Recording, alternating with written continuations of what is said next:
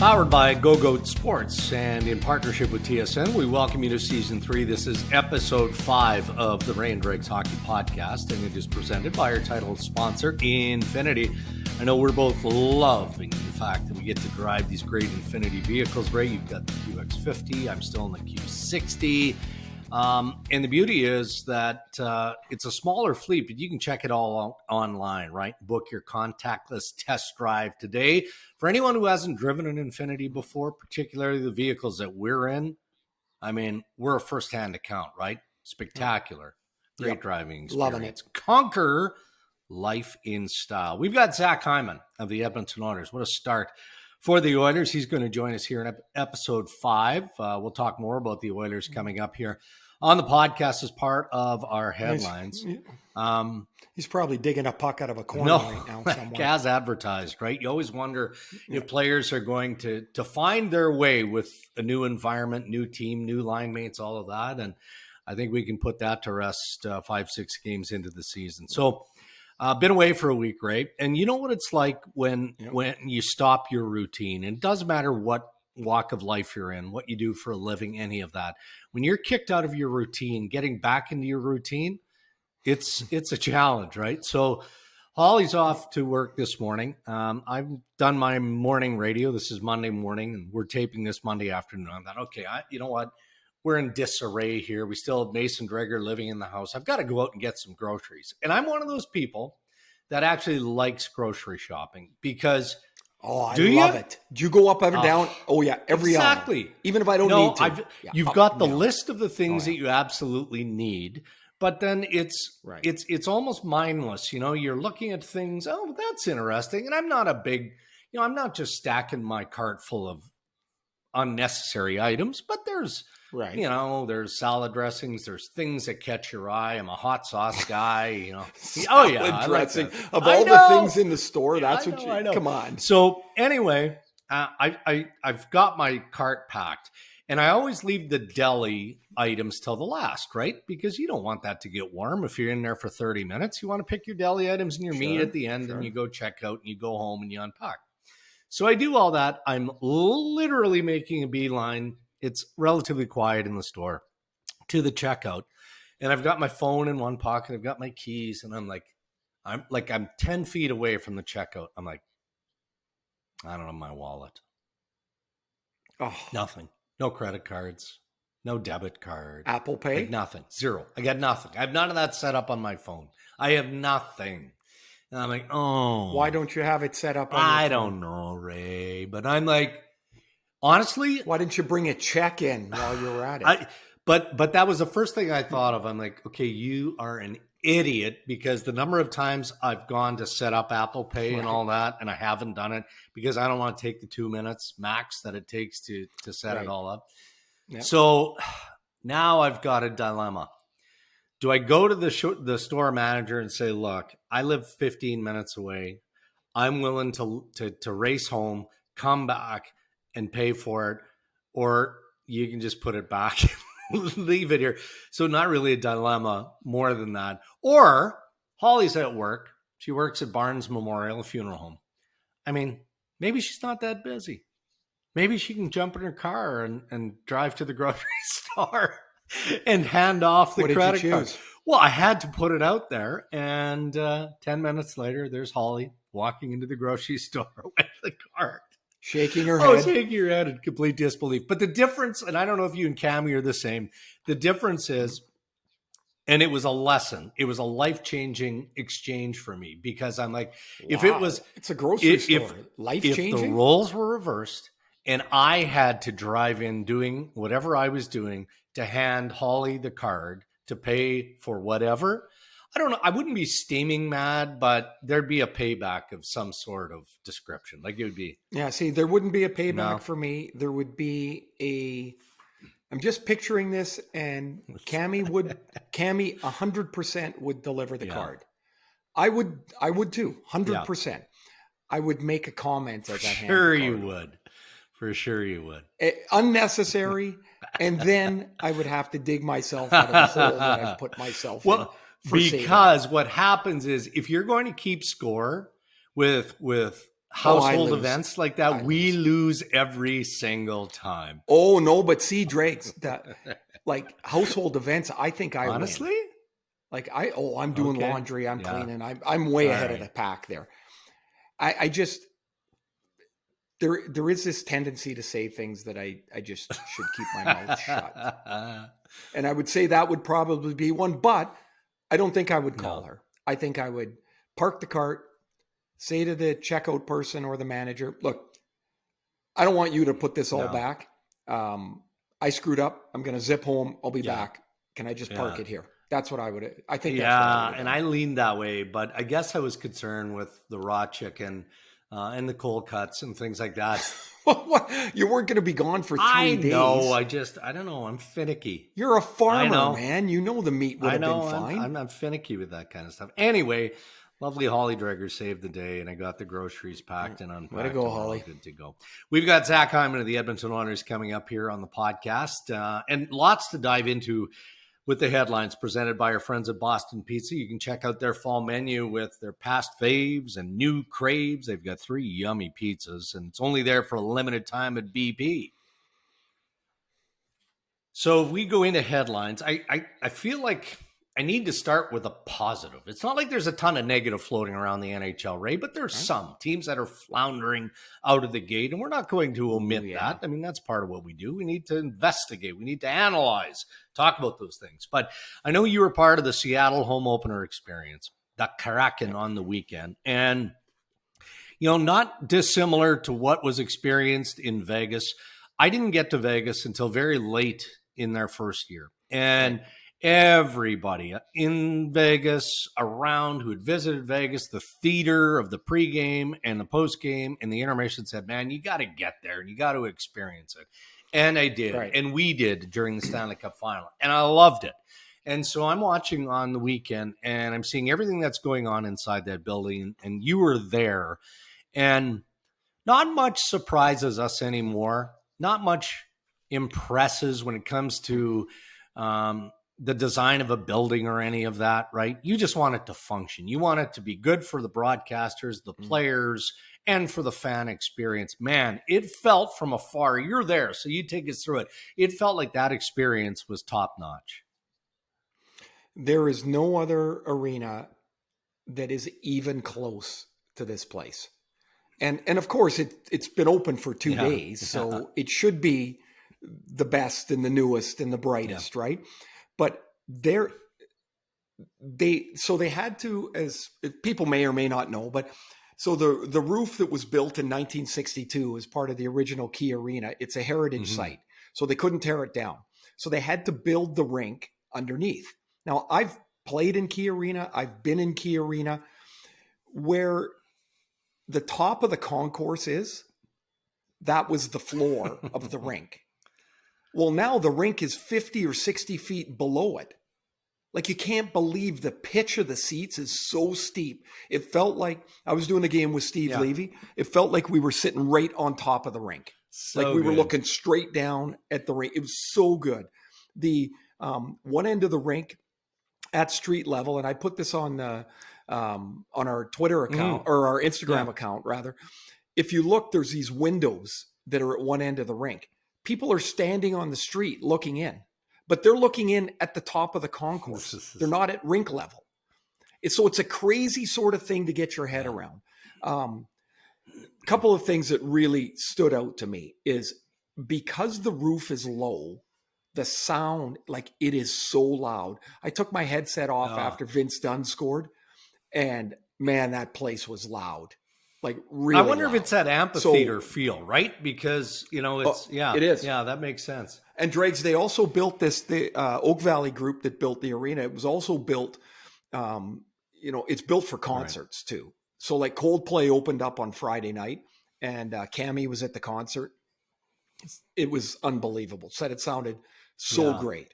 So here's a couple of things that, I mean, the rink's the rink, right? I mean, it's 200 by 85. The benches are good. The locker rooms are terrific and all that. So you walk into the building.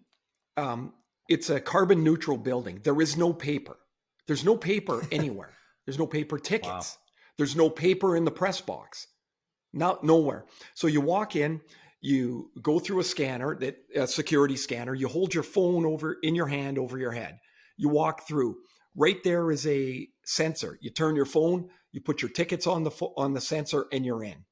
So outside of 17,000 people getting in the building, there's no line. Now, say, like when you're at a game, a concert, whatever, you want to go get a beer, you want to get something to eat. It takes you forever because you got to go up, you got to ID check, you've got to, you got to wait in line. There are no lines. You go up, you put your credit card into the credit card machine. You do a thumbprint, so now you're in the system. You just walk in, take what you want, and you leave. You get a bing on your phone, and there's your charge.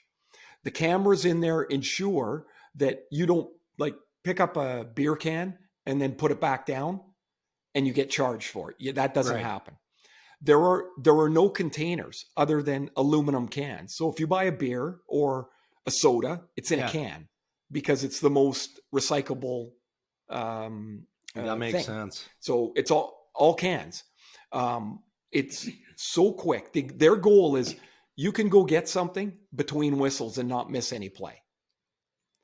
I just think that's so cool. The building, also one other thing, the lighting in the stands has got this kind of off blue to it. So when you look into the stands, it seems like the goal is that everybody's underwater, like you're in the Kraken house. It's a really cool look. It is amazing. The next best arena is going to be the one in Belmont for the New York Islanders that Oak Valley Group is building too. That's going to open up in later next month. But the Climate Pledge Arena, spectacular. The Kraken played a hell of a game. They expansioned their way to a loss. They probably could have won that game, but Thatcher Demko was awesome in goal. And Connor Garland, who I think is going to be the most popular Vancouver Canuck, or one of them by Christmas time, if he's not going to be sooner. He scored the game winner. It was fun to watch, again, from afar. And so if we maintain this positivity here through the early going of headlines on Ray and Dregs. That's me, yep. And again, we're recording this on Monday, so there are some undefeated teams that may not be when you're listening to this podcast. But let's stay on that theme if we can. And let's look at the Edmonton Oilers or the Florida Panthers. And, should we be surprised? We're talking about a small sample size here, right? 4, 5, 6 games of regular season play. But are you seeing enough in what we've seen from Carolina, from Florida, from the Edmonton Oilers, teams that are navigating their way through pretty swiftly here to believe that, okay, you're not going wire to wire. That's ridiculous to even suggest. But the fact that they're unbeaten in the early goings of this regular season is no fluke. Well, when we were down, I did the season opener in Tampa Bay, and we asked John Cooper, I think he knows something about winning. They've won 2 cups in a row. Who's really good? He said, I'll tell you who's really good, Florida. He said, Florida is good. So they're 5-0. They've scored, I think, over 4 goals a game. Barkov, Huberdeau, they're getting terrific goaltending from Sergei Bobrovsky, who's been booted in the shins for the last few years for pretty average play. Spencer Knight as well. They've got Aaron Ekblad back. Joel Quenneville, of course, behind the bench. He said he sees a little bit of the Blackhawk Cup years in this Panther team. And so terrific start for them. Edmonton is just, Connor McDavid's on pace for 212 points or something or other. And again, it's early, but crazy start for him. Their power play is unreal. I think 2 things that are going to be key for the Oilers have been terrific so far. One is the play of Duncan Keith. Now, he's not Duncan Keith from 2010, but he has been really good. He's been very good for them. That helps certainly on their defense. The other is their goaltending has been more than adequate. Mike Smith first, and then when he got banged up a bit, and he'll be back later this week, apparently, Mikko Koskinen's been more than adequate.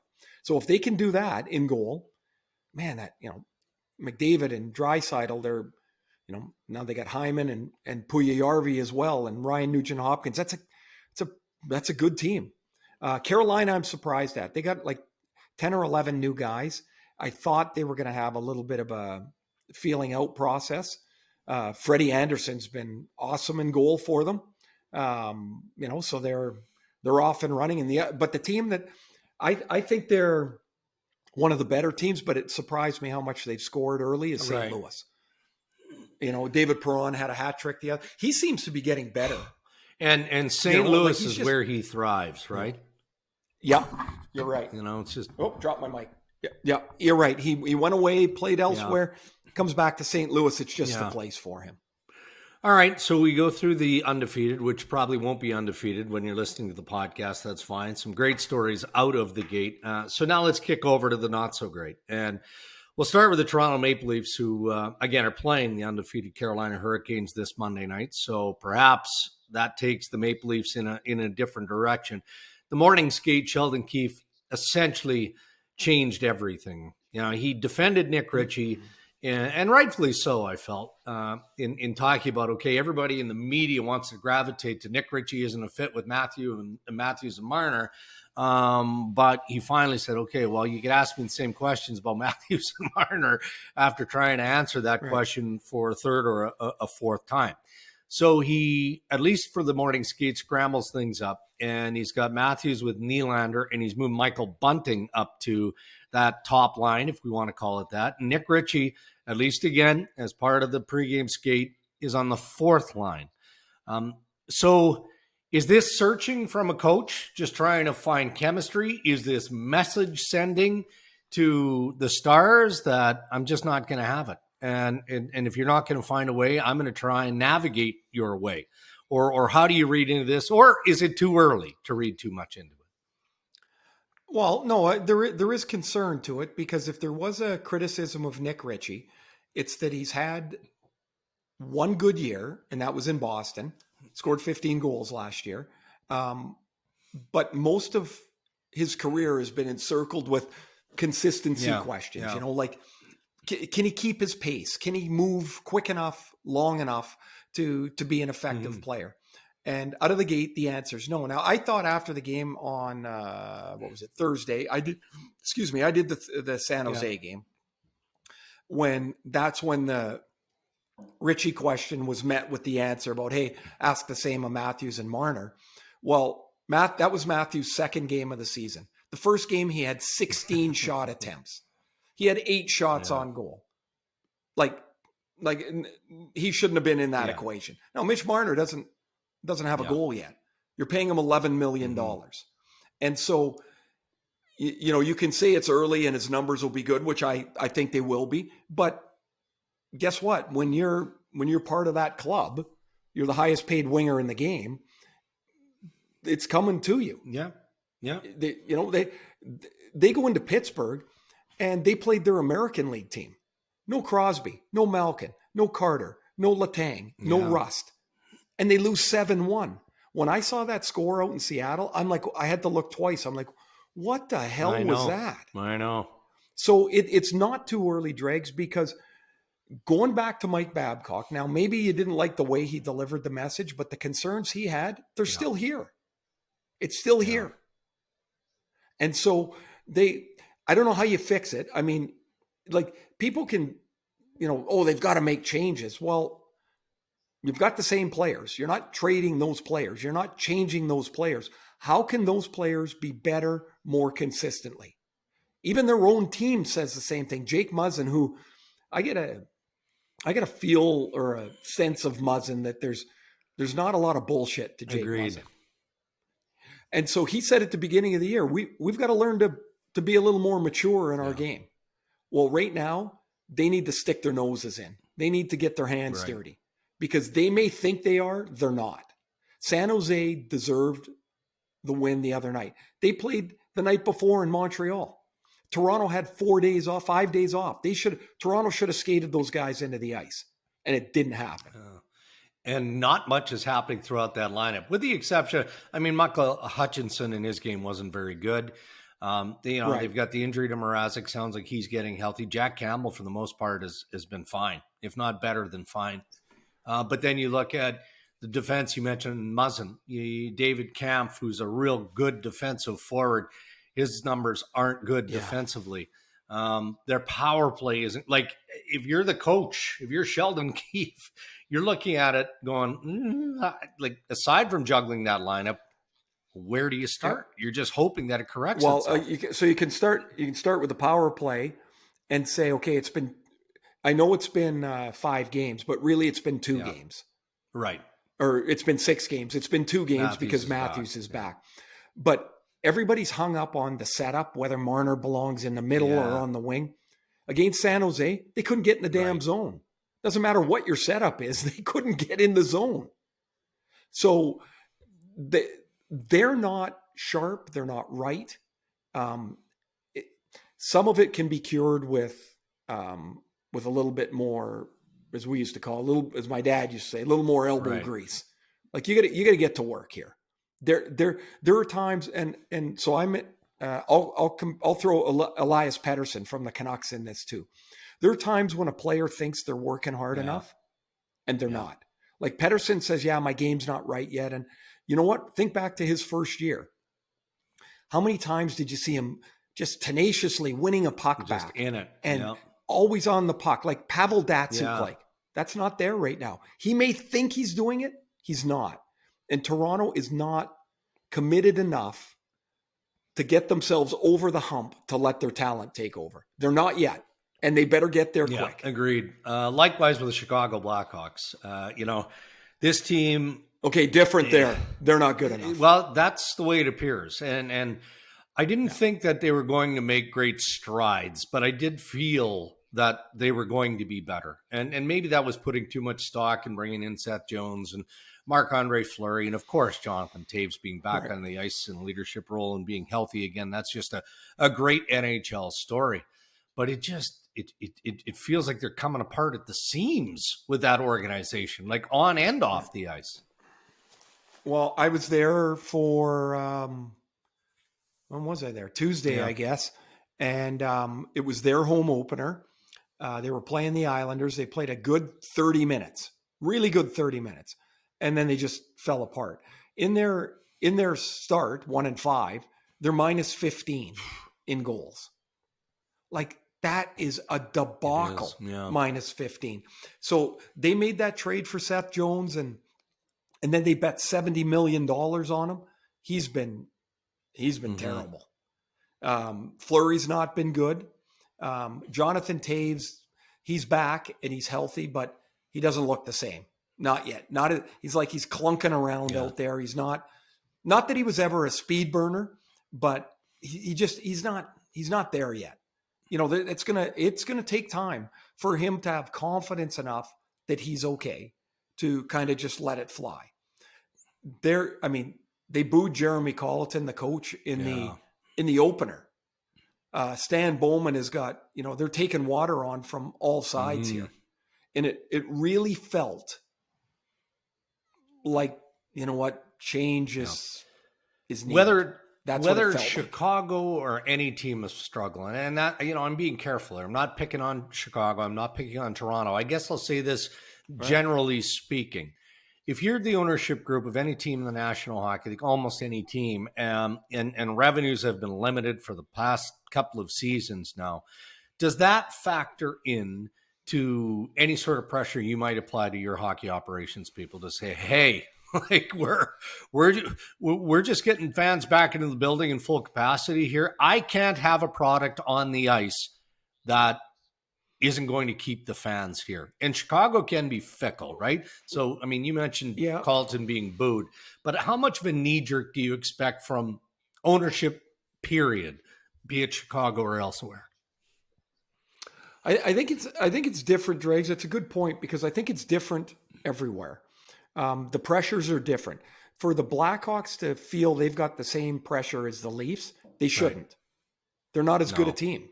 Like if I'm Toronto and I get to the 10-game mark and it's still scrambled eggs, man, I got some issues. If I'm up the chain here, that can't be. You should be too good for that. The Blackhawks,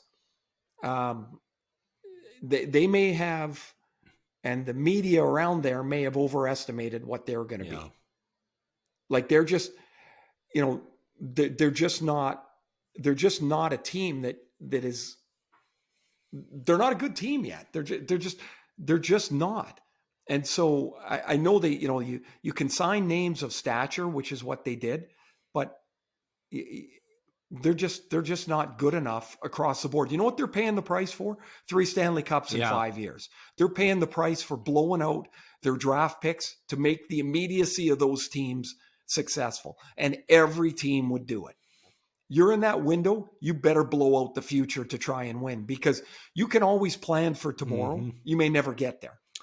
Headlines have been brought to you by Boston Pizza. Our interview in episode 5 of season 3 is with Zach Hyman of the Edmonton Oilers, and it's brought to you by our good pals at Canadian Club Whiskey, who are asking, are you over beer?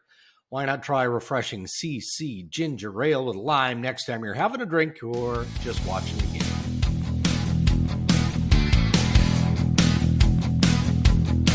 All right, Zach Hyman now joining us on the Ray and Dregs Hockey Podcast. And look, whether you're a fan of the Edmonton Oilers, Zach, or just a fan of the sport in general, it doesn't appear that you've had much of the way of growing pains in making the jump from the Toronto Maple Leafs from the east to the west to the Edmonton Oilers. I mean, has the transition for you to this point really been as smooth as it appears?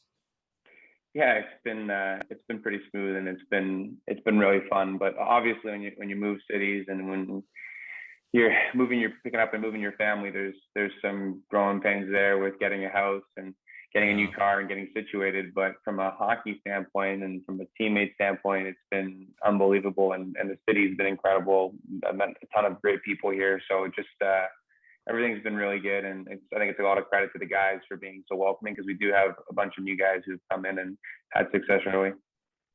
When you were kicking around all this stuff at the end of last year, that you're into discussions with the Leafs, is there a way to make it fit? You probably had a feeling one way or the other.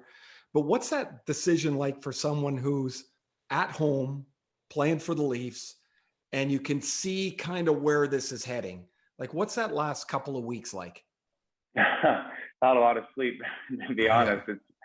It's a hard time, just because there's so many moving parts, and it's not just a hockey decision; it's a life decision, it's a family decision. I know he's now 10 months, but at the time, I don't know, it was 7 months in the summertime, and you're thinking about, where is your son going to grow up?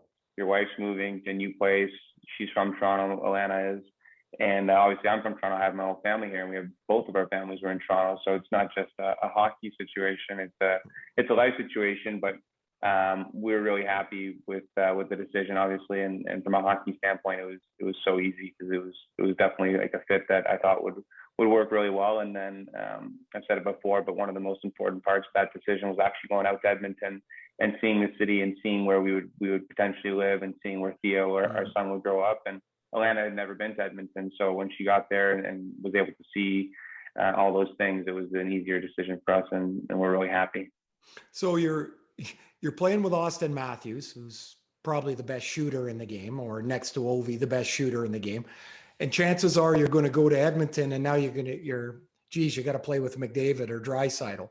It's not like you were getting short thrift here, eh? Like, what have you noticed among these great players that you've got to play with? Yeah, no, I've been really fortunate in my career to play with some really high-end players, and you've mentioned a bunch of them. So obviously in Toronto, I played with Austin and Mitch for a long time. I played with Johnny a little bit too, and Willie as well, and they're all elite players, and each player is very unique, and they don't do the same thing. They all have their own unique skill set. And you mentioned Austin with his shot and just being able to put a puck anywhere in kind of his vicinity, and he was able to get a scoring chance, I found. So it was easy to play with a guy like that. And then you go to Edmonton, and it's only 5 games in. I've had a couple games with Connor, and just seeing his ability to create space for himself and for his line mates. I think that obviously the thing that jumps out to everybody is just how fast he is. And when you play with a guy like that, who's just faster than everybody, when you have the puck, it creates more space and more opportunities for you to place the puck. Like, you can put a puck in an area that normally somebody wouldn't get, but for him, he can skate onto it, make a play on it. And then I think for him, even just the way that he thinks the game is at such a high level, that being able to read off him is something that I want to continue to work at and to get better at, just because of how how much space he creates. And I thought it's been, I think it's been really good for first 2 games I think we played together, and excited to keep going. I had this mental picture. You were talking about chipping it into space. So you get a pass on a breakout, you're stationary against the wall, and you chip it in the middle to him. How far away from him are you in 2 seconds? Yeah, well, on that play, you're just trying to be the trailer very, very far back. But yeah, he's if the D steps up on you and you're able to put the puck into space, it's usually a 2-on-1 just with his ability to skate. Yeah. It's fun when you're on the other side, when you're pushing the pace, and we're playing with the SC right now, and he chips it out, then Connor's skating on it, then I can just bust up the ice and try to get in on the 2-on-1 with him.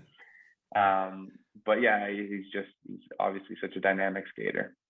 When you were, you're playing, you're a 7th round draft pick, you're plugging away and you're getting better. And when do you know that you've really got a chance, that you're like, you know what, I can play with these guys? Because you weren't a 1st round guy. You weren't, you just kind of worked your way to a place that they couldn't deny you. Yeah. It's hard. Yeah. I mean, people ask me all the time. I think when you're playing, you don't look too far ahead. Like when I was in college, it was just, let's help my team in university win. Let's try to develop as a player every year. In the summertime, you can kind of evaluate your season and evaluate where you are. And then I think my senior year in college was a really big year for me personally, kind of to turn into a real prospect or have a real chance at playing after my senior year. I got traded to Toronto, and I was part of this young group of players, and I thought that I had a really unique opportunity to kind of grow and be a part of a young group and be associated with those guys. And I think that's kind of where that started. And then when you get placed, my first year in Toronto, I played with Austin and with Willie. And I think that one of the things that Bab said to me early on was just be yourself. Don't try to be somebody that you're not. Just work within your game. And for me, as a player, to hear that from your coach, have that kind of support to just go out there and play your game, and it'll be effective. That really helped me early on in my career. And then as my career developed, I gained a lot of confidence in myself and my abilities, and in being able to play with high-end players and being able to develop and make plays for them while still maintaining that kind of work ethic and competitiveness, go and get the puck, but add another element to it, not just go and get it, but be able to go and get it and make a play on it, or take it to the net and create space. So every year you just try to develop a little bit more.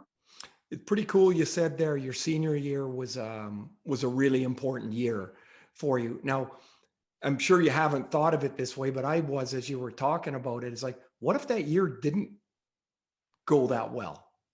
Like, isn't it amazing that 6 or 8 months was such a key point? It's now so many years ago, but I guess it tells you got to be in the present where you are. That's where it happens.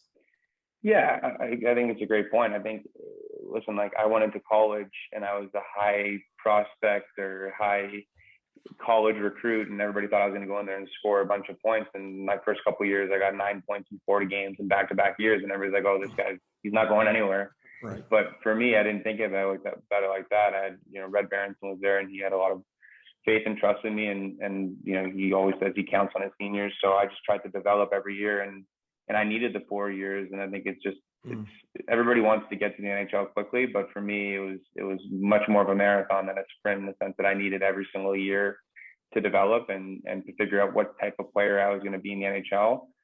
How was I going to be successful in the NHL? And for every player, it's different. Not everybody's Connor or Austin, and you just hop right into the NHL.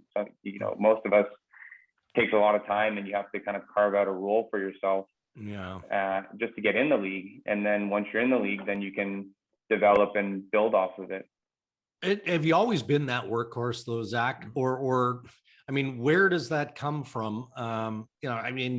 You want to go back into minor hockey, if you will. I mean, now you talk to Mike Babcock, Sheldon Keefe, Dave Tippett of the Edmonton Oilers. They all say the same thing. I mean, coaches love you because of what you can generate, but the fact that you don't take shifts off. They know what they're getting from Zach Hyman pretty much every time you step on the ice. I mean, is that just natural for you? Have you always been that kind of workhorse from the day you started playing the game? Yeah, I think so. I think that you need to have something that kind of separates you from somebody else. And for me, it was, I wasn't the fastest skater growing up, or had the best shot, or whatever the case may be. But I always wanted to be the guy that got better every year. And that just, and at every level, I saw guys who were better than me, and they didn't go as far just because, I was willing to put in the time and the work. And then I think that during the year, it's hard to evaluate yourself on points and statistics, and a lot of players do that. I think that if you bring the same level of work ethic and intensity, hockey's a funny game where things even out at the end of the year if you continue to work the same way. And for me, it's every shift just going out there and doing everything that I'm capable of doing, and just all within the mindset that I'm trying to outwork the other guy that I'm going against. Any significance to number 18? I mean, obviously you weren't going to get 11. That wasn't going to be. So why 18? No. Yeah, no. 11's somewhere up in the stands. Yeah. But yeah, 18, Theo, who we talked about earlier, he's born on the 18th, December 18th. So awesome. It was a nice kind of. My wife liked it, so she was all happy. Yeah, I was going to say that most guys just go flip the digits around, and you're stuck with 11. Tough. 11's 11, man. Yeah, you can't go anywhere else. But yeah, exactly. You got lots of interests too. You're not just we know you, of course, as a hockey player, but you're also an author, and you've got 3 books that are completed. How'd you get into that? Yeah, it's something that I really love to do. It's a passion of mine, and for me, I always follow my passions. And writing, I was a professional writer, I guess, before a professional hockey player. Yeah. In the sense that I had my books published before I got to the NHL, or at least 2 of them. The third one came out when I was in Toronto, but it was always something that I grew up loving to do. I'm the oldest of 5 boys. So there's 11 and a half or 10 and a half year age gap between me and the youngest. And I was reading stories to him and things like that. And I just really loved the whole writing process. And I think that for any type of athlete, it's so important to have something outside of your sport to invest time into, just because hockey or whatever sport you're doing is very, as it's very, very time consuming, and you need ways to refresh yourself so that when you're going to the rink, that you're excited to be there. You're not dreading it or anything like that, right? So do these ideas just come to you? I mean, you're writing children's books, right? So, I mean, not that you'd be thinking about it during a game, but, if you're in a practice or you're at home or you're driving to the rink or anything, how does the idea, you're working on book 4 now, right? Yeah. Well, this year's been busy, but I need to start working on it. That's right. Okay. So how does that all process for you? Do you just come up with a plan, or do you and your wife talk about your family, and then you just kind of start writing and execute it from that point forward? Yeah. So each book, I start with a theme or a message that I want to convey, because I think that it's really important in children's books that when the kids are reading them, they come away with a message, or they're asking questions about it. And for me, for the most part, the message has always been, believing in yourself and the power of self-belief. And it's kind of been something that's helped me throughout my career, is just having that self-belief. And I want all my books to be universal, in the sense that the parents coming away from it, reading it and feeling good and maybe inspired too. So that's kind of where it starts, is with a central theme or message, and then you build it out from there. So whether you want it to be a sport book or an adventure book, I have a hockey book and a baseball book, and then I have one that I really enjoyed writing, which is an adventure book, and it kind of mirrors the relationship between me and my grandfather. So there's different elements that I take from my life, and I try to weave them into the theme that I'm writing about, and then I have fun with it and just kind of jot down notes. I'll put a couple hours aside, and then I'll write stuff, and then I'll revisit in a couple of weeks, and kind of notes will come up, and I'll jot down notes, and then I'll go back and revisit, and it's a long process. It doesn't happen. You don't just sit down and write the story. No. And like, okay, here you go. Well, I was just going to ask you about the length of it. My wife actually is just completing one, and I can't believe the detail that goes into, I've read a million children's books. I got 4 kids, and I'm like, I couldn't believe what goes into actually getting it on the page. Yeah. Like, were you surprised with your first one about what all was entailed? Yeah, definitely. Especially when you partner with a publisher, because they want to have, they pair you with an editor, and there are certain, length restrictions. And for a writer, you want to put all your whole story on the page. But for children's books, I found it's a little bit different. And one of the things that my editor said to me that kind of stuck with me was that when you're writing a children's book, the author writes half the story, and then the illustrator writes the other half. Because you can't, for a kid, you can't give them a massive transcript. They're just not going to read it, right? So you can tell half the story, and then the illustrator's bringing the other half to life, which was a really interesting point that she told me and kind of stuck with me. So when I write in the future, I always keep that in mind. So if you're not writing and you're not playing, what are you doing? Of hanging out with my son Theo. We have a dog, Lady, too, who is a ton of energy, Siberian Husky, and we go on family walks here in Edmonton. They're unbelievable trails. Weather's not too cold yet, so it's been really nice. But as you guys know, a little baby is a handful. Yeah, it's not going to get less. No, it's not. No. Do you look? We'll bring it back to the Oilers here for a moment, Zach. You have a feel for this team yet? I mean, it's so darn early, and things have gone great out of the gate. You know that you're going to face adversity. That just comes with the territory of being an NHL player. And I'm not going to ask you to make the comparisons to the teams that you played on in Toronto that just seem to be so solid, so good, so ready. So in the short time that you played regular season hockey with the Oilers, I mean, do you have a feel of how good this team is, or this team might be? Yeah, it's exciting, I think, for our group, just because I don't think we've really played our best hockey yet. I think that we're just kind of finding ways to win right now. Obviously, I think our special teams has been really, really good. And I've had a chance to play on that power play, and just seeing those guys and the chemistry that they have, it's been, that unit's been together for a really long time, and to be able to join that unit and help out has been really fun for me. And I think anytime you start 5-0, it's hard to win 5 games in a row in this league, and to do it from the start and to build as a team, and knowing that we still haven't really played our best hockey yet, that's what's really exciting for me. And I think that we have a really good combination of high end skill and guys who work and grind, and then I think that just our decor has been really solid, and then 2 really good goalies, Smitty and Koski, have both played great, which has been extremely helpful for us, because I think we've had a couple games where we weren't as great at 5-on-5, and they've been there to bail us out. You've played for a number of coaches now. Your coach is an old teammate of mine, Dave Tippett. What have you seen from Tip, and when you talk to him prior to signing to now you see him every day? Just a great guy. He's such a player's coach. He understands what the guys need. He understands how hard it is to be a player in the league, and he really just gets it. I think that's something that stood out to me right away is he just understands, when you need a day off, when you need to work. He just gets it from a player perspective. And then on the bench, I think he's been awesome.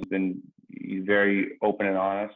Really, I think for a new player coming in, you really kind of want to know what your role is and how you're going to be utilized, and how the coach sees you as a fit. And we had dinner before the season and kind of talked to me about his plan for the team and for my role, and it's been great so far, and just it's been really solid, and he's been just a great guy to talk to, great coach, and really enjoyed getting to know him. If 15 words will do, Tip gets by with 10, doesn't he?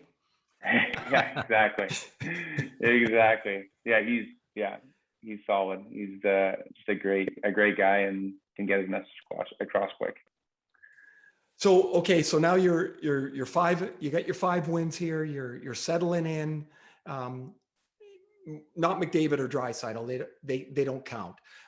Has anybody jumped out at you and you went, wow, I didn't know they were that good? I know you guys played the Canadian division, so you would have seen them more than East-West, but has anybody jumped out at you and you went, wow, that guy's better than I thought?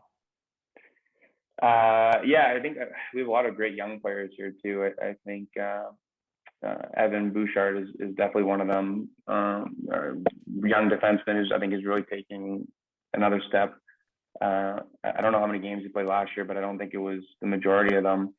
And I think maybe I played against him once, or didn't even play against him. So I didn't really know too much about him.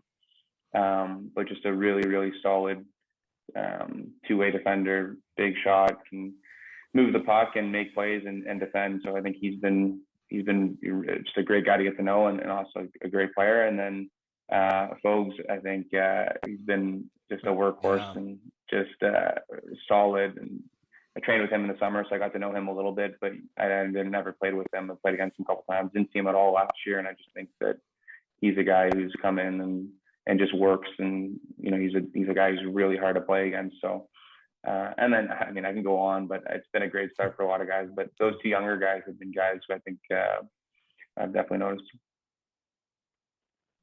Good stuff. Well, Zach, we'll let you go there. We really appreciate you taking the time. I mean, not that the last couple of seasons haven't been a grind with everything COVID related, but into a full 82 game stretch now, back to as normal as it can be in our world. So you're busy. So we really appreciate you joining us here on Ray and Dregs. Awesome. Yeah. 82 game grind is back, guys. It's been fun. So thanks for having me on.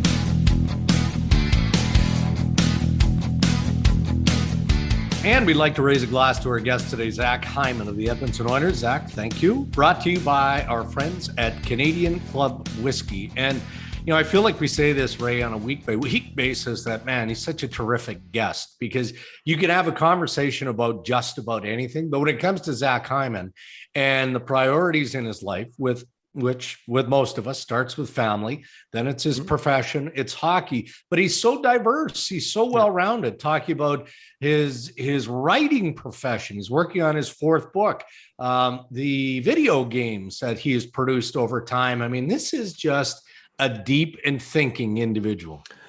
He is. And now, again, it's only 5 games, so I don't want to jump the queue here, but it's not just the way he plays, but his personality and his style of play, that's going to be greatly missed in Toronto. That's not easily replaced. So one of the things that Ken Holland was looking for, of course, was somebody that was a worker, that could play with Draisaitl and McDavid or Nugent Hopkins, but has a physicality, a stability to him. So what they were able to do, they signed Zach as a free agent. They bring in Warren Foegele as in a trade for Ethan Bear. You've added 2 significant pieces of that same style to a team that can really go. I think that's maybe an underrated way of looking at those 2 players, Zach in particular. And I think Toronto's going to miss him for that reason.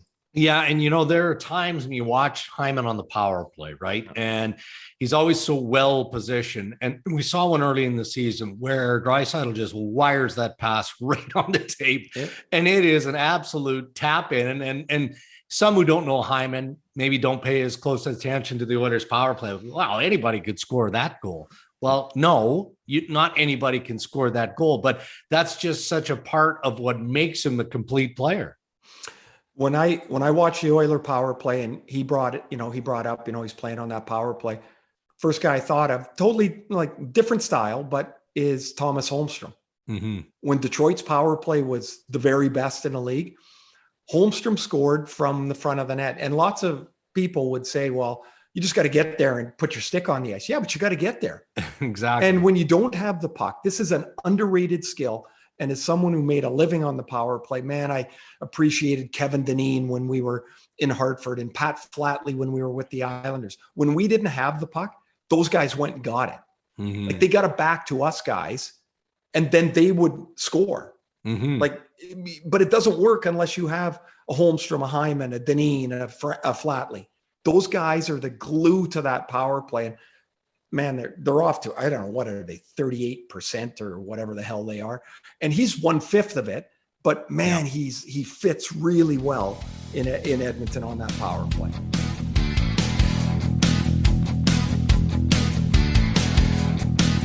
Ray and Dregs Season 3, Episode 5 is presented by Infinity. And we continue with our prognosticating segment, right? It is coolbet.co segment. Normally Chris Abbott joins us, but he's like gallivanting, right? Like he's all over the planet. He's in Vegas, I think there's Europe. I think there's a 48% chance we never see him again. Coolbet.co. You can check out all the free sports and casino games, sports odds. It's all there for you.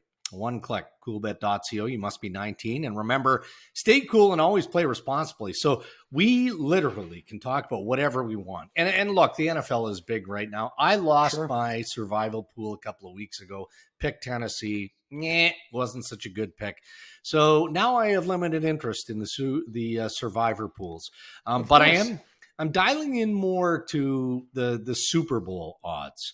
I don't think anybody is shocked by the Tampa Bay Buccaneers at plus 500. The Buffalo Bills are right there. Buffalo was a little shaky early on in the regular season. Good team, though. Buffalo's good.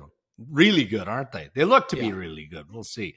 Anyone in that group that catches your eye, like the Green Bay Packers at plus 1,100, I feel like Green Bay should be a little bit better odds than that. A little higher. I think that they're a better team. Anyone catch your eye?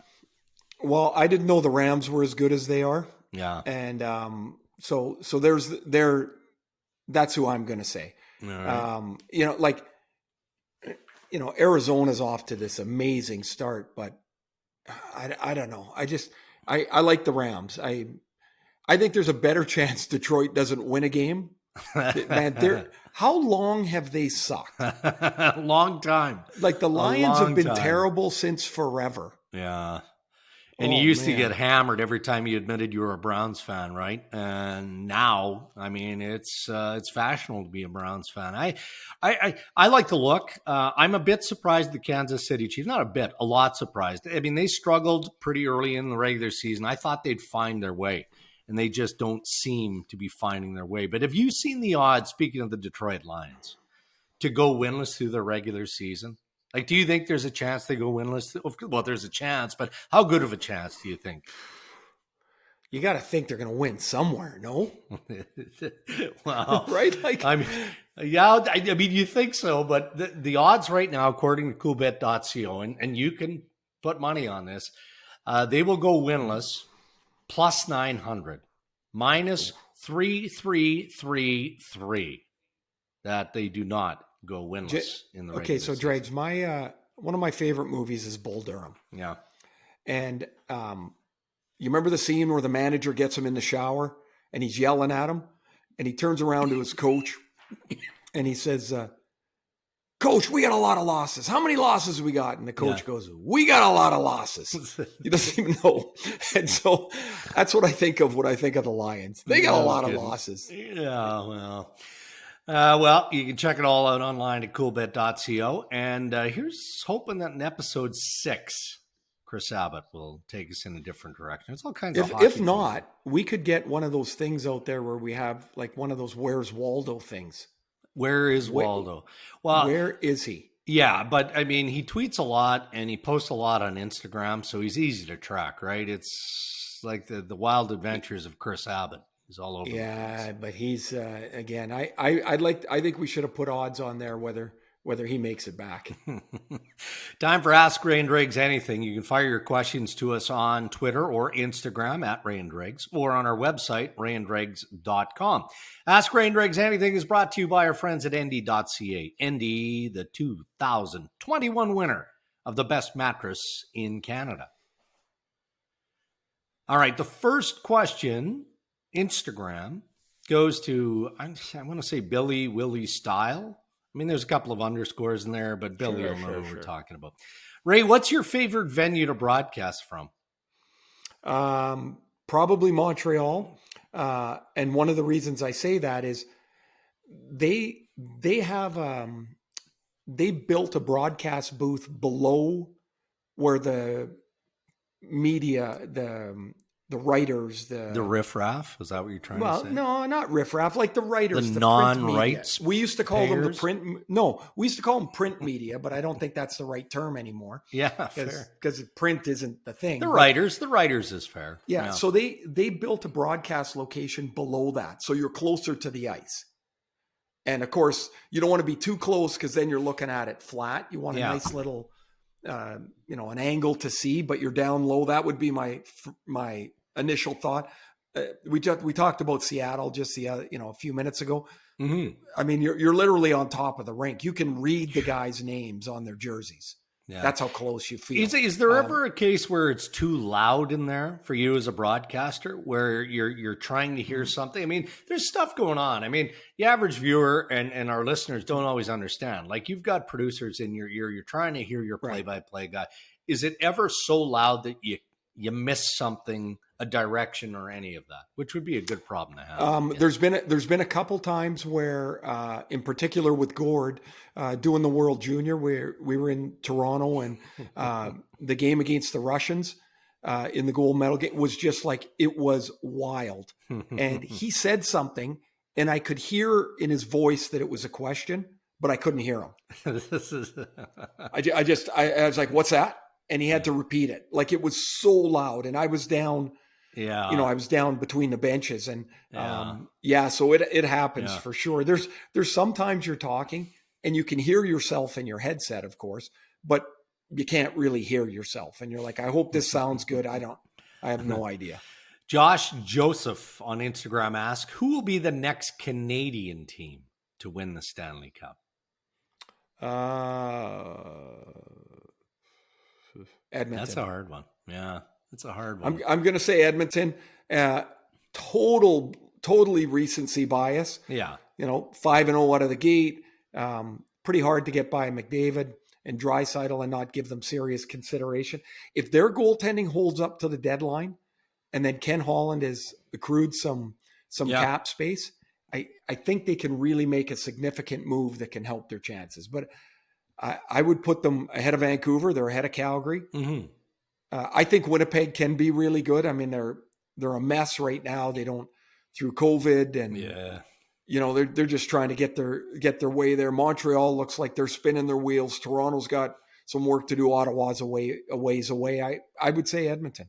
Okay. Merv Bergen asks, what would happen if Jack Eichel just got the disc replacement surgery on his own? And it's not that simple. And what would happen, just to simplify it, would be, well, if Buffalo doesn't endorse it, then they suspend him and he doesn't get his 10 mil for this year. And the question of the contract with 50 million, slightly under 50 million owing, then can be scrutinized, right? So it wouldn't happen, but theoretically, what would happen, do you think, if Eichel got that disc replacement? I guess that gets Buffalo out from under the contract on one sense, because you would somewhere in there. I mean, the collective bargaining agreement.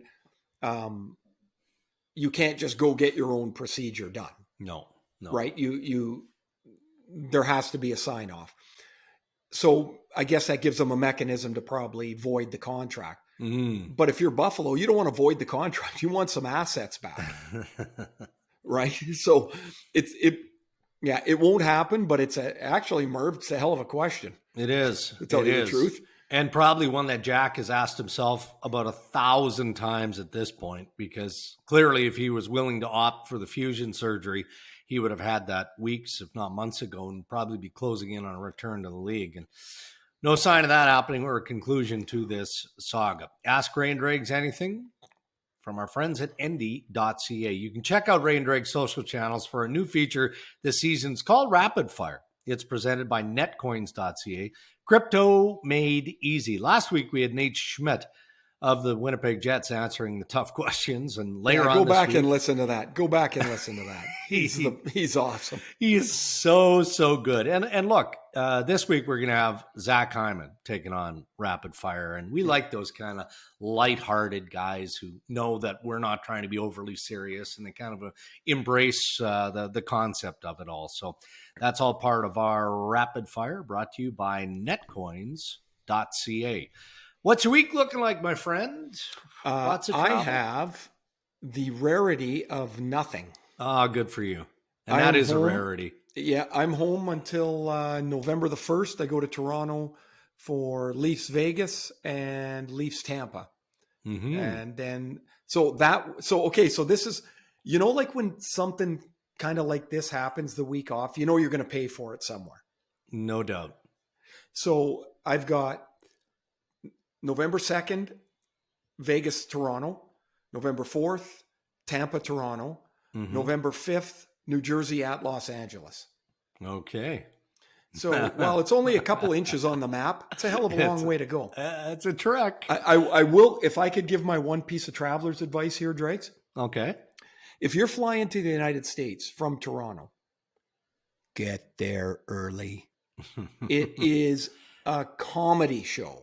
In Toronto at Pearson. Yes. Yeah, I hear you. My flight left at 6:00. Yeah. I was told to get there early. I got there at 3:30 in the morning. Security opens at 4:30. So we get through security at 4:30. I'm like 10th in line. Security opens at 4:30. They can't start because customs doesn't open till 5. Oh, boy. Like, who thought of that? It's ridiculous. Yeah. And then, I mean, the whole notion of social distancing is kind of gone Social sideways. what? Yeah, Oh, exactly. I mean, you've got the mask, of course, certainly still here in Ontario, and I would assume pretty much across the country. But you don't chuckle, but it becomes abundantly clear when you're in situations like that, or you're at the gate or wherever there's a lineup, that people are just like, 6 feet. What does it matter? We're all here. We all want to get there quickly, right? Right. So, Right. well, enjoy that week. I'm going to enjoy the week here, and then we'll get at it. You're back at it too. It's good to say, want to wish you and the family best, Dregs. You're home for funeral for your stepfather, Irvin, and hope everybody's doing okay. Yeah, we're doing as best we can. And thanks for mentioning that. And it gives me the gratuitous opportunity of just this public service announcement. Look, we all follow our own charities, right? And we do what we can because that's what you do. Alzheimer's is going to be near and dear to my heart for the remainder of my days. And whether it's locally, whether it's provincially, whether it's nationally or internationally, just please do what you can. So a huge shout out right to our partners who make the podcast possible. For our title sponsor, Infinity. Thank you. Visit infinity.ca. You can book your contactless test drive. Coolbet.co, the free-to-play sports and casino games website, by our good buddies at Canadian Club Whiskey, who ask, are you over beer? We got to get you to do that. Why don't you do it one time I just for thought us? of that. Are you over beer? That's perfect, because you've got the question, the tone, the inflection is there, right? Sometimes, I think I should jump into this. I think we're on it. Are you over beer, Dregs? Are you? Because I do have buddies who will say they still love the old Yamaha tag, right? Revs in your heart, especially when you used to do that. So there you go. Are you over beer? That's the new Ray tag. That's the new one. Yep. I'm in. By ND.ca, remember to use code RD75 to save $75 on a mattress. By Boston Pizza, their fall menu is here for a limited time, and it features past faves and new craves, Ray. We're talking pickle pizza. Yes. I think we got to go try it. We're going to try it. Absolutely. Yes, we have to give our reviews. A special thanks to you, of course, for listening, for rating, for sharing, all the feedback. We love it. For following the podcast wherever you do that on your podcast platforms, and for following us now on our YouTube channel. That is episode 5. Travel safe. Be well, everybody. We look forward to episode 6.